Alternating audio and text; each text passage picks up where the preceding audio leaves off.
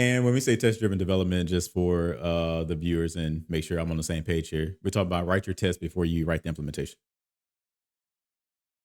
Bingo. Yeah. So, I mean, it sounds great, right? I think in Mhm, actuality, though, I don't think that really works. Right, like because mhm. if like in my experience, and I've tried, and again, I actually write a whole bunch of tests, and I Yeah, typically write my tests while I'm doing the implementation, actually to verify that my stuff works. So right, I wouldn't call that test driven development based on definition. Based on definitions, like hey, you right, write the test. You know that means in C sharp you might be creating your interfaces first, and obviously the test gonna fail. Then you go behind the scenes, write the right, implementation, all that good stuff, right?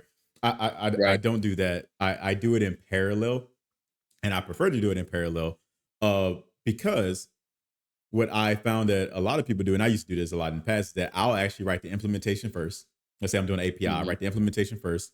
Then I mhm. will call the API directly, right? Oh yeah, I'm getting the data that I'm respecting, and then I go write the test, Right, right? And I think that actually is a poor way of going about it, because then when you write the test, you're actually going to write it to the happy path of what you just tried. Tend to do it that way.